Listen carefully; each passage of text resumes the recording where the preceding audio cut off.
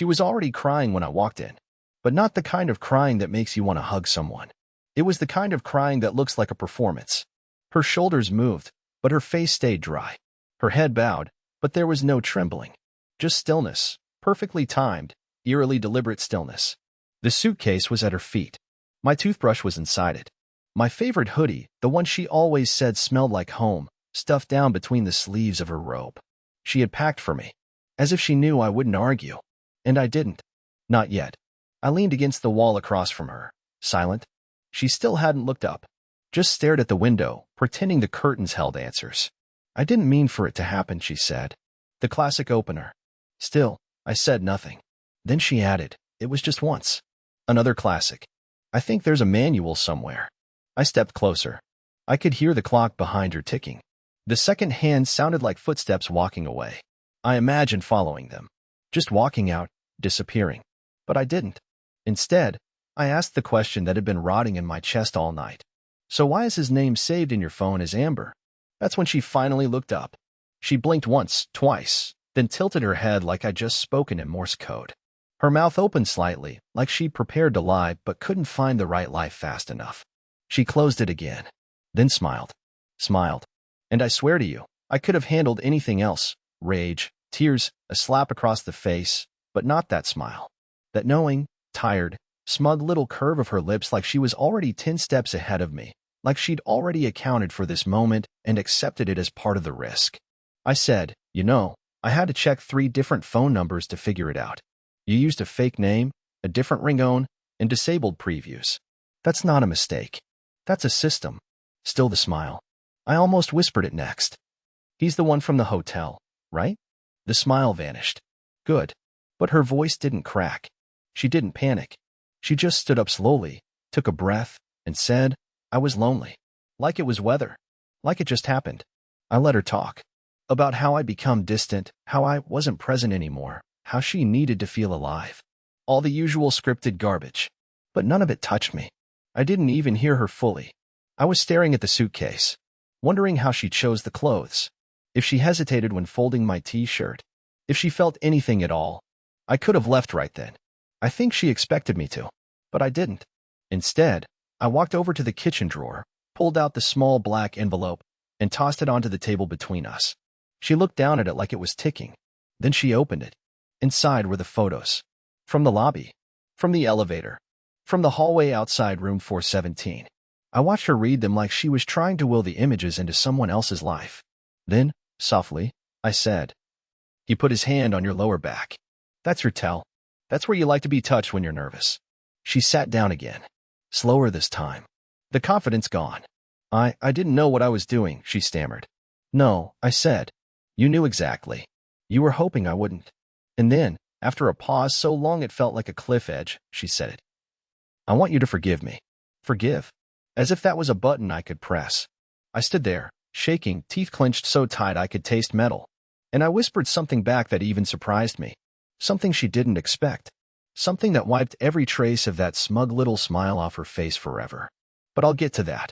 Because the thing about regret is, it doesn't come when the lie is exposed.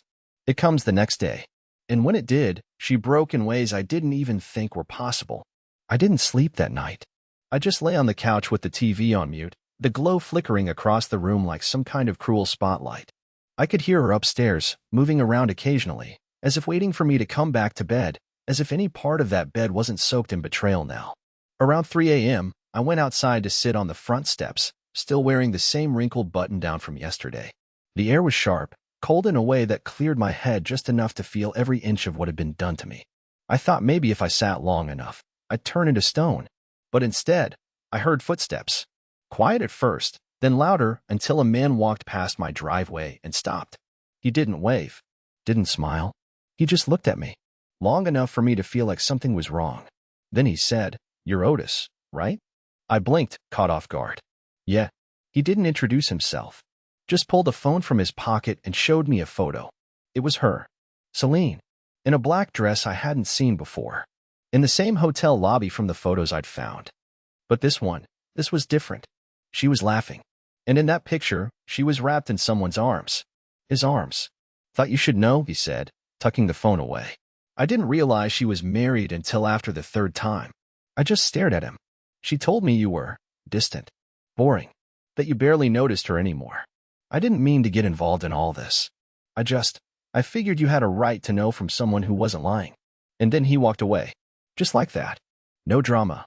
No fight. Just a quiet hit and run with the truth. I didn't move for what felt like hours. The world had slowed to a crawl, and I was too hollow to cry. When I finally stood up, I went inside, walked past the stairs, and into the bedroom. She was awake, sitting up, pretending to read. You told him I was boring? I asked. She closed the book slowly, like a child caught sneaking snacks before dinner. Who? I didn't answer. I just sat on the edge of the bed and stared at the floor. You're meeting strangers in hotel rooms. You renamed him Amber in your phone. You made up an entire reality just to avoid speaking to me like an adult. She didn't respond. Just sat there, blinking, lips pressed tight. You know what the worst part is? I continued, barely above a whisper. It's not the cheating. It's that you curated it. You prepared it like a vacation. You scheduled it into your life like it was something you deserved. She got defensive then, tried to blame my emotional distance, said she felt like she was invisible in the marriage. But she wasn't invisible. Not once. I noticed everything. I was just quiet about it. That's who I've always been. I listened to her blame shift for maybe 10 minutes before I stood up and walked to the closet. I pulled out the small wooden box where I kept old receipts, cards, souvenirs from our early years, even the silly stuff, like the fortune from the cookies she gave me on our third date. I took out every one of them, put them in a trash bag, carried it outside, dropped it into the bin without flinching. When I came back in, she was standing at the top of the stairs. What are you doing? She asked. Deleting the version of you I believed in, I said. She stared at me like she didn't recognize who I was, like I had somehow changed overnight. But I hadn't. I was just finally done apologizing for her choices. I slept on the floor that night in the guest room, or more accurately, I lay awake and listened to every creak in the house like it was accusing me of being weak. And maybe I was. I didn't scream. I didn't throw anything. I didn't make demands. I just endured. But what she didn't know was that earlier that day, while she was pretending to fold laundry upstairs, I had set something in motion. Something quiet. Something calculated. And the next morning, just after sunrise, when she stumbled out of the bedroom rubbing her eyes and asking if I wanted coffee, she found the front door wide open. She called out my name, then again, louder. She stepped outside barefoot, confused. And that's when she saw it, taped to the windshield of her car, flapping in the wind like a flag of surrender. She pulled it off. One single sentence, typed in bold. You'll understand everything by tonight. And just like that, the game shifted. She had tricked me. But now it was her turn to wait in the dark. Because I wasn't leaving. Not yet. I wanted her to feel it. And regret? That was only just beginning. The note on her windshield shook her more than anything I could have said. She stood in the driveway staring at it for at least 3 minutes before she even turned around. When she did, her face was pale, not sad, not sorry, just unsteady. Like her feet weren't sure what kind of ground they were on anymore. I stood in the kitchen behind the glass door, watching. She didn't see me. Or maybe she did and pretended not to. That was her new specialty, acting. She came inside slowly, holding the paper like it had a virus on it. I'd left it vague on purpose. You'll understand everything by tonight. That sentence ate at her all day. I could see it. Every time she checked her phone, every time she glanced out the window, every time she asked, "Are you going somewhere today?" Even though she already knew I wasn't. I didn't answer her. Not once. I spoke 0 words that entire morning. Not out of anger. I wasn't punishing her. I was giving her exactly what she'd claimed I'd been giving for years: silence. And for the first time, she hated it. By noon, she was pacing. She cleaned the same kitchen counter 3 times. She sat down, stood up, then sat down again. I stayed in the background, quiet, methodical. I opened the laptop, clicked slowly, logged into our shared cloud drive. And that's when I pulled the pin on the next phase. 6 folders. Each one titled with a single number. 1 through 6. She didn't know they existed. But they were filled: screenshots, text logs, photos, timestamped locations. I had spent most of the previous week piecing it all together like a puzzle I never wanted to solve. The worst part? She had been careless. Not because she trusted me, but because she assumed I was too soft, too dull, too passive to ever look close enough. She was wrong. Around 3 p.m., she finally snapped. "What does the note mean?" she asked, holding it up like it owed her an explanation. Her voice cracked a little, but she tried to sound stern, like I was the one destabilizing the marriage. I looked up from my chair and gave her the flattest look I could. I didn't answer, just reached across the table and slid my phone toward her. There was one tab open, the shared calendar on her phone. An event she didn't create. 7 p.m. Location, home. Title, truth reveals itself.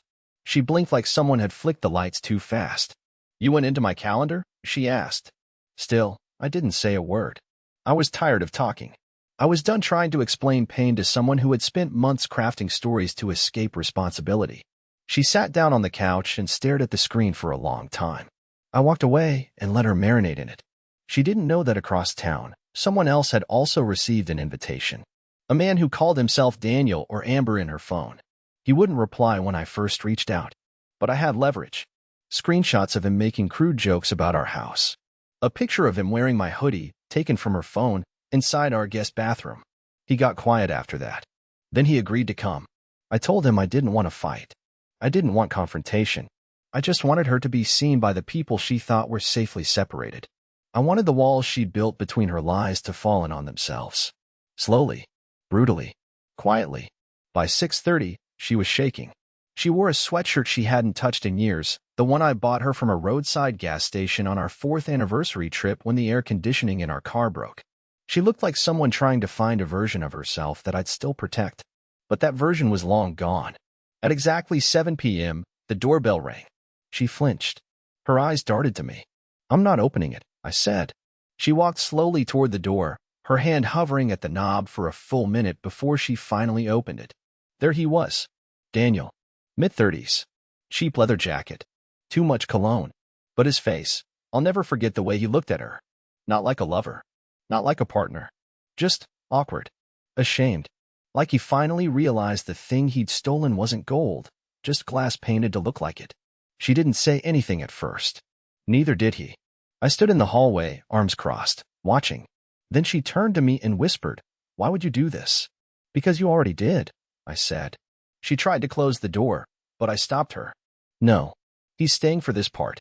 And then I pulled out the final piece, a small speaker. I hit play. Her voice filled the room. From a conversation she had on the phone just 5 days earlier. She was laughing, saying things I couldn't repeat here, even if I wanted to. Cruel things. Things about me. Things about how easy it was to lie. Things about how I'd never leave, not in a million years. Daniel looked like someone had punched him in the chest. She froze. "I recorded it," I said softly, "not because I wanted to trap you, but because I needed to hear it more than once to believe it was real." For the first time, she broke. Not fake crying. Not performance. Actual panic. She reached for my arm. "Otis, please. I didn't mean a..." But I stepped back. "And Daniel?" He walked out. Didn't say a word. Didn't even look at her again. Just left the way he came. She stood in the doorway, hand against the frame, breathing fast. And that's when I said the only thing I'd been holding back. "You'll regret this tomorrow. But I hope, for your sake, you start regretting it tonight." Then I walked upstairs and left her in the silence she created. The house was unnaturally quiet the next morning. That suffocating kind of quiet where every sound, the click of a coffee cup, the creak of a floorboard, feels too loud. I could hear her downstairs moving around like a ghost, barely letting her footsteps exist. She hadn't come to bed the night before. I hadn't either. I spent the whole night sitting at my desk, rereading the text transcripts I had backed up. It wasn't about punishment anymore. I was past the part where I wanted to shout, past the fantasies of smashing things or storming out in some dramatic scene. What I felt now was colder than anger. It was the kind of numb where you start to forget what trust ever felt like. When I eventually came downstairs, she was sitting on the floor in the living room, knees to her chest like a teenager caught sneaking out. The speaker from last night was still on the table, like it had weight now. Like just being near it reminded her she wasn't in control anymore. She looked up when she saw me, face blotchy, hair still damp from a quick, likely panicked shower. "I didn't sleep," she whispered. I walked past her, opened the fridge, and pulled out the carton of eggs like it was just a regular Tuesday. She stood up slowly.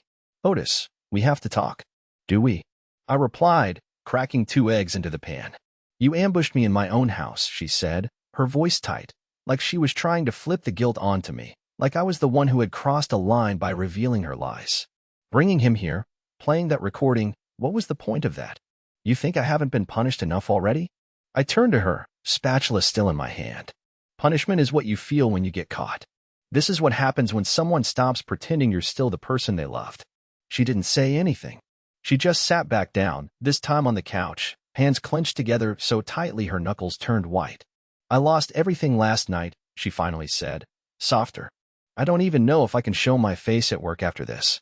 Why? I asked. Was Daniel part of that life too? She didn't answer.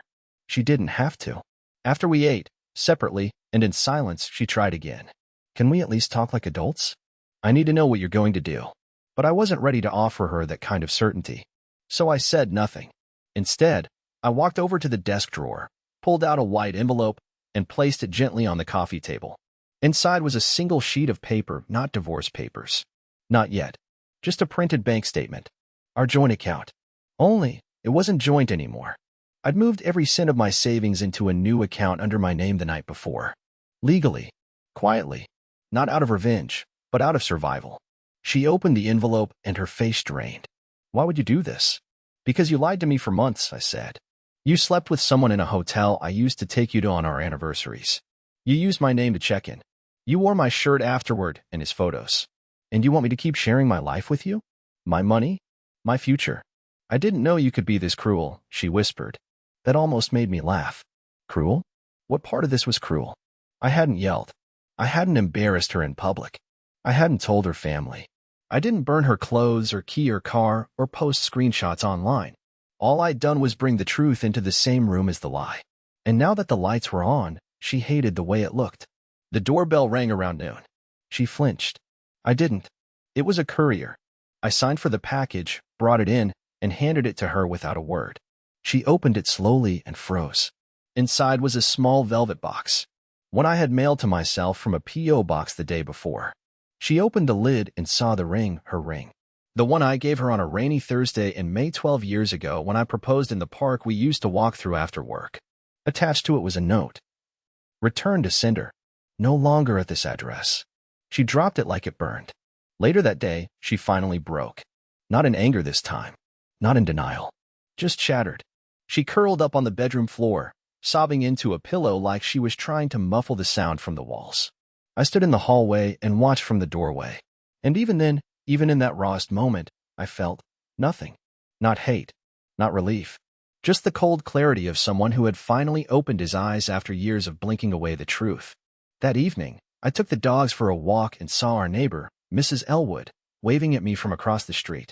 She was in her garden, pruning roses, always smiling. But today, she didn't smile. She just asked, "How you holding up, dear?" I paused. "You knew." She nodded gently. "Daniel isn't exactly discreet. I saw him here. Twice. That hurt in a way I didn't expect, that the people around me had seen it too. That I was the last to know. That I was the one sitting in the center of the story like a joke I didn't get." I thanked her, pulled my coat tighter, and walked the long way home. And when I returned, I found Celine sitting in the dark with an old photo album open on her lap. She looked up at me like a stranger who had wandered into the wrong house. "Are we done?" she asked, barely breathing the words.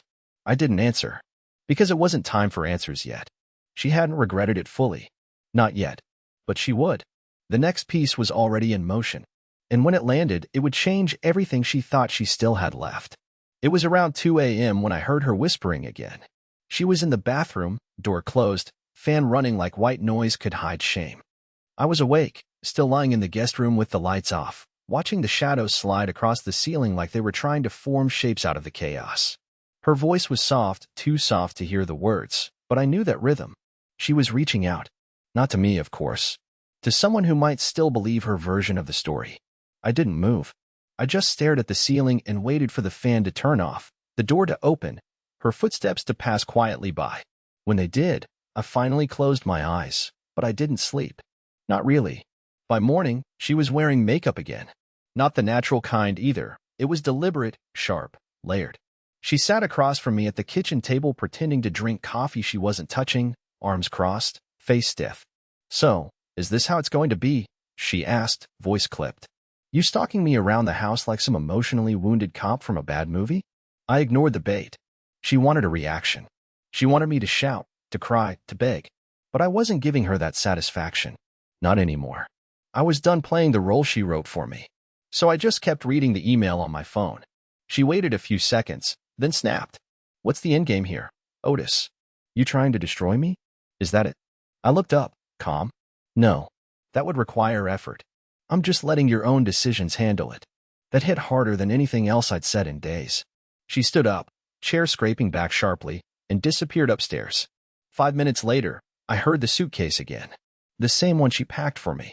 Only this time, it was hers. She stomped down the stairs, threw the front door open, and looked at me as if daring me to stop her. I didn't move. I let her walk out. Let her slam the door. Let her drive off. What she didn't know was that I wasn't surprised. I had seen the second bank charge 2 hours earlier. A hotel. Not the same one as before. This one was farther out, quieter, less obvious. The room number had been in the note field. Room 203. But this wasn't her running to him. This was her running from herself. I waited. Not for her return, but for what I knew was coming. Because what Celine never understood was that when you build a house of lies, you better hope no one else has a key to the back door. That afternoon, the key came knocking. Literally. I opened the front door to find a woman standing there. Mid-40s. Dressed like someone who didn't want to be seen, even in broad daylight.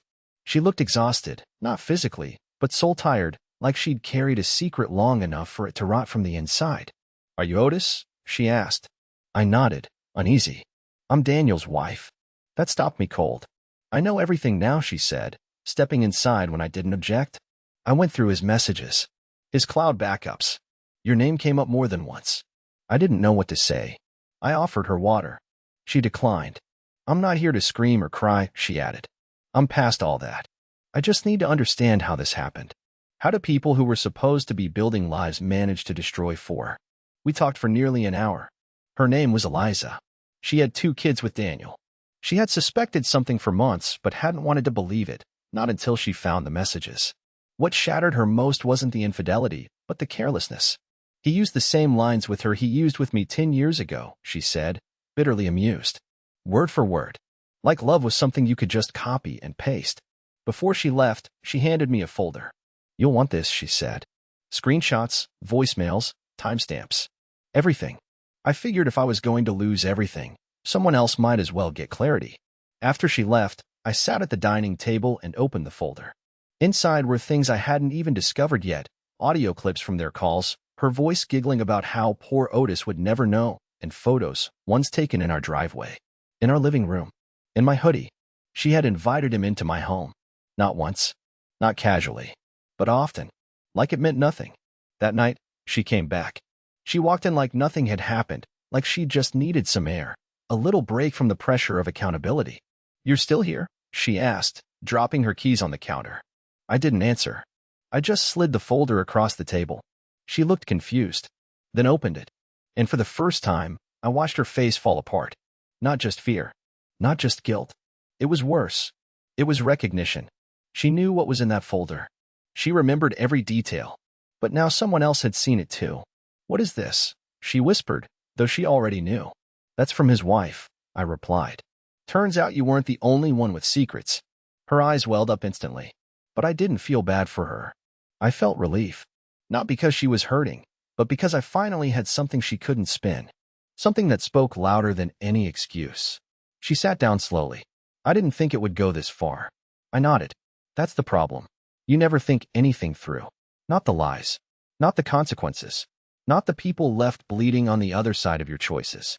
She tried to speak, but I held up a hand. Don't. Not tonight.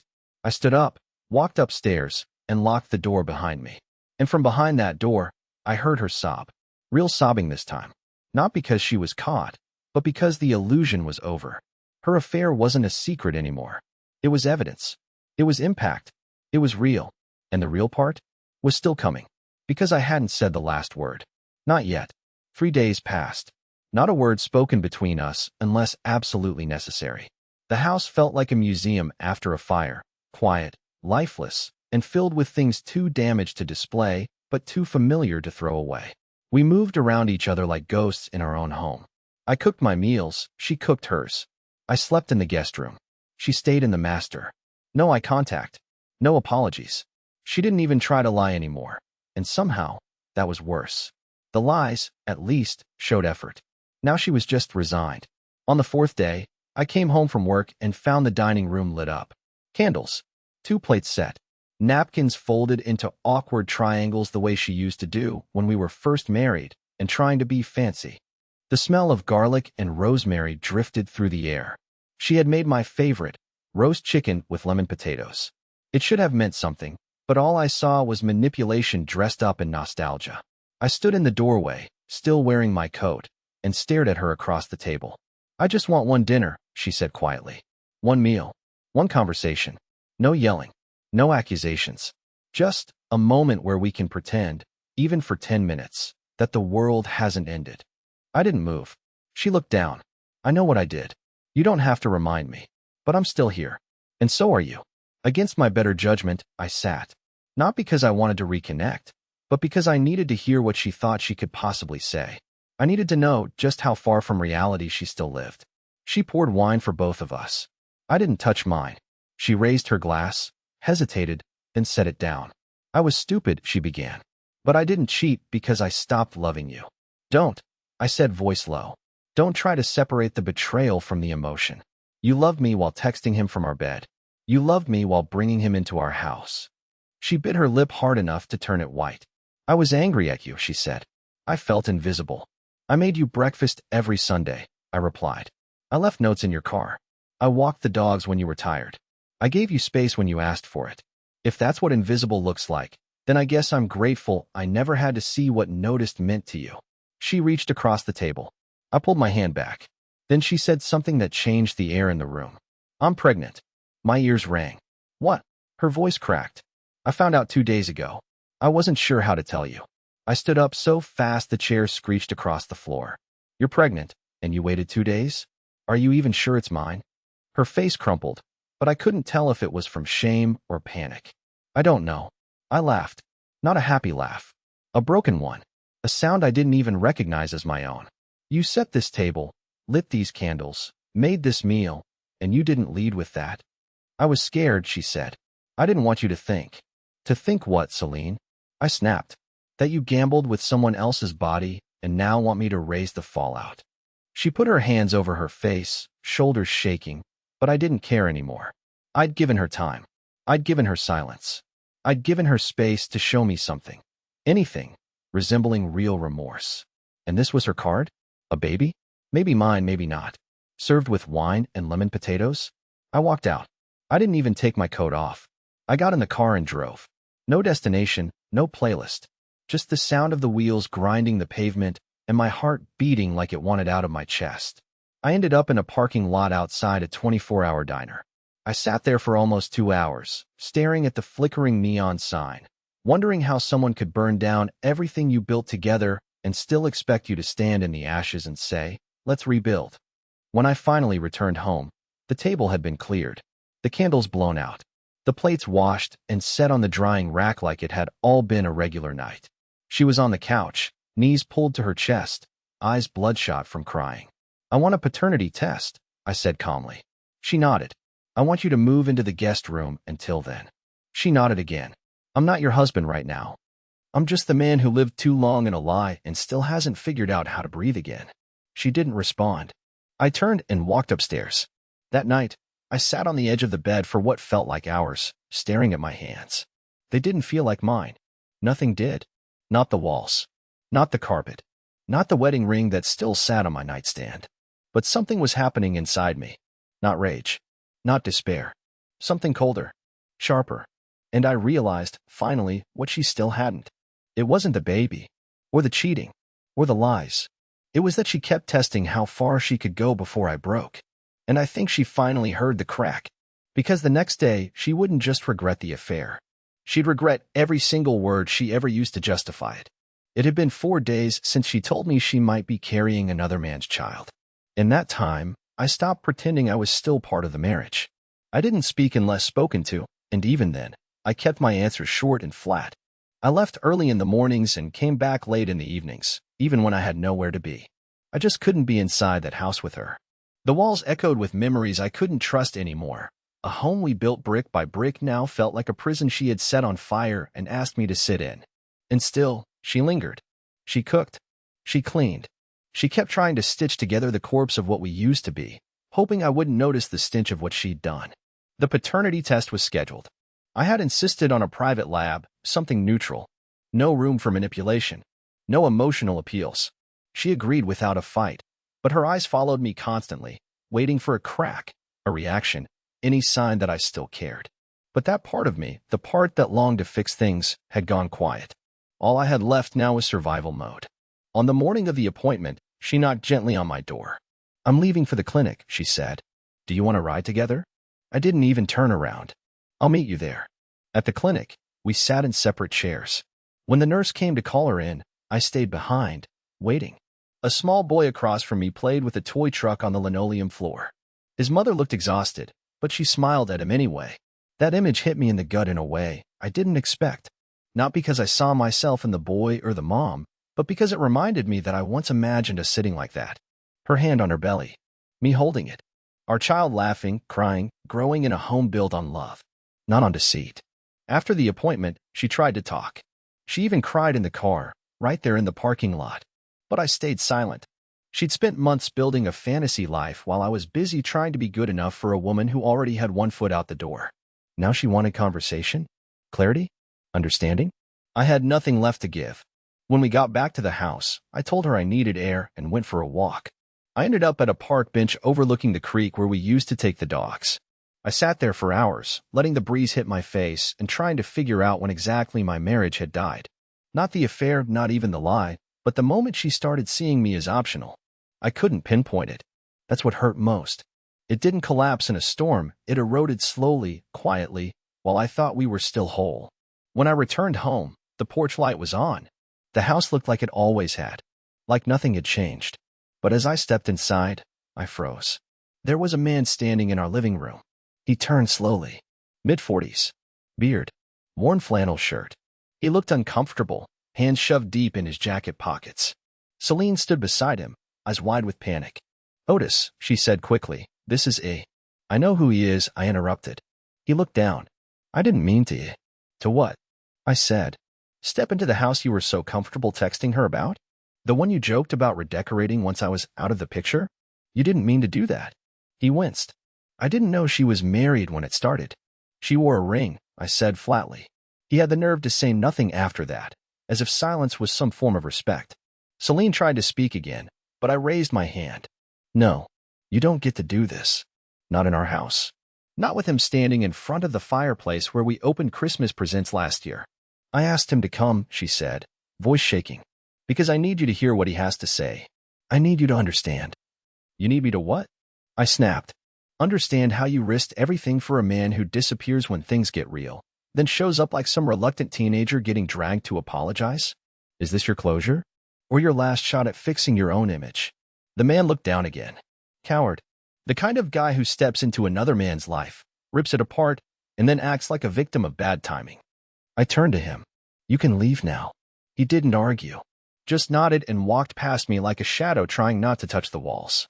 When the door closed behind him, I stared at her. She looked broken, pale. She took a shaky breath and whispered, "I was trying to be honest." "You're trying to control the ending," I corrected her. "But you lost that right the moment you started editing the beginning." She opened her mouth to reply, then closed it again. I walked upstairs, pulled open the closet, and took out the small duffel I hadn't touched in years. I started folding clothes with quiet precision, not because I wanted to leave, but because I needed to. Not permanently. Not yet. But enough to remind her that I had options too. That I wasn't going to stay in the wreckage just because I helped build the house. She followed me upstairs. "Where are you going?" "I don't know yet," I said. "But I won't be here tonight." Tears streamed down her face. She reached for me, but I stepped back. "I've heard every version of your regret. I've seen the dinners, the tears, the staged apologies. But none of that means anything if you still think this is something I'm supposed to help you heal from." She sank onto the edge of the bed, crying quietly, her hands gripping the sheets like they could keep her anchored. I grabbed my bag and walked past her. As I reached the door, I stopped. "You asked me once if we were done." She looked up, eyes wide, hopeful. "We will be," I said, "but not yet." Then I walked out, because I still had one move left. And the next time we spoke, she'd finally understand what real loss felt like. I didn't sleep that night either. Not in the motel. Not even after a shower so hot it turned the mirror to fog and my skin red. I lay on the unfamiliar mattress, arms folded behind my head, staring at the ceiling fan as it spun slowly overhead. For once, my chest wasn't tight. My hands didn't shake. My thoughts weren't spiraling. I wasn't angry. I wasn't even numb. I felt clear. Like I had finally stepped outside the storm I'd been standing in for months, and now I could see just how much damage it had done, not only to my marriage, but to myself. In the morning, I didn't rush home.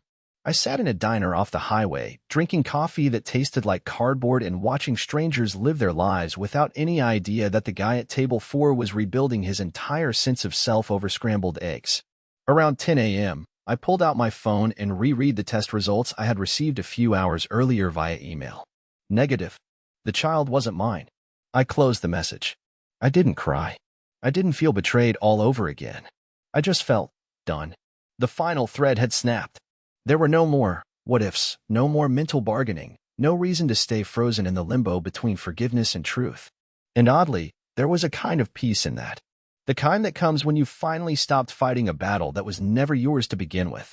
When I walked through the front door later that day, she was sitting at the kitchen table, staring at the same ring box I had mailed back to myself just a week ago. Her hands were folded tightly. She looked up the moment she heard me come in, and for the first time, she didn't speak. She just watched.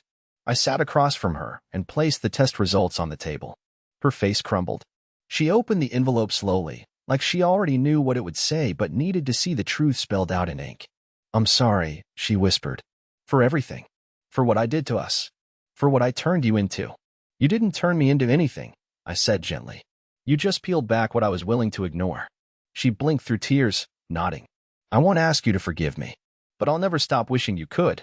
That hit harder than I expected. Not because I wanted to forgive her. I didn't, not fully, but because, finally, she wasn't defending what she did. She wasn't explaining, justifying, blaming. She was just sitting there, bare, no tricks, no angles. And that honesty, strange as it was, didn't make me want to run. It made me realize that I was already gone. I stood, walked to the cabinet, and pulled out the manila envelope I had prepared the night before. Inside were documents. Transfer of the house into her name, the finalized paperwork for our separate accounts, and the first draft of the divorce papers. I placed it in front of her. "I'm not doing this to hurt you," I said. "I'm doing this because I deserve to start again without dragging the past behind me." She stared at the envelope like it weighed 1,000 pounds. But she didn't resist. She nodded once, firmly. "You're right. You do."